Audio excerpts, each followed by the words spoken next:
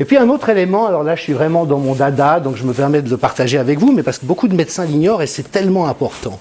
En fait, on a découvert il y a une douzaine d'années, on a confirmé, c'est une méta-analyse, que la quantité et la qualité des liens sociaux qu'on entretient avec d'autres personnes est un des déterminants principaux de la santé. Vous pouvez voir que dans cette étude, elle est même évaluée à 50%.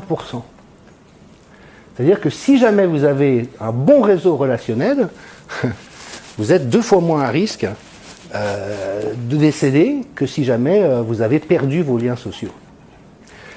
Je pose la question au passage, qu'a fait le confinement à répétition? Ok.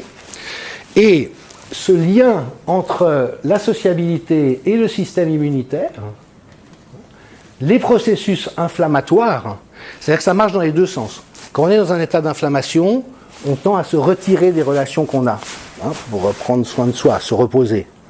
Mais si on perd les liens sociaux, il y a des processus inflammatoires qui apparaissent, et regardez ça, avec des libérations massives de cytokines pro-inflammatoires, qui étaient justement ce qu'on espérait éviter pour pas que ça conduise à des cas graves. Donc ce que ça suggère, si on réfléchit vraiment les choses dans une perspective de santé, c'est que cette mesure en elle-même a fragilisé l'ensemble de la population dans son immunité et dans son état inflammatoire, dans sa neutralité inflammatoire, et ça évidemment que c'est le genre de choses qu'il aurait fallu prendre en considération avant de prendre un certain nombre de mesures.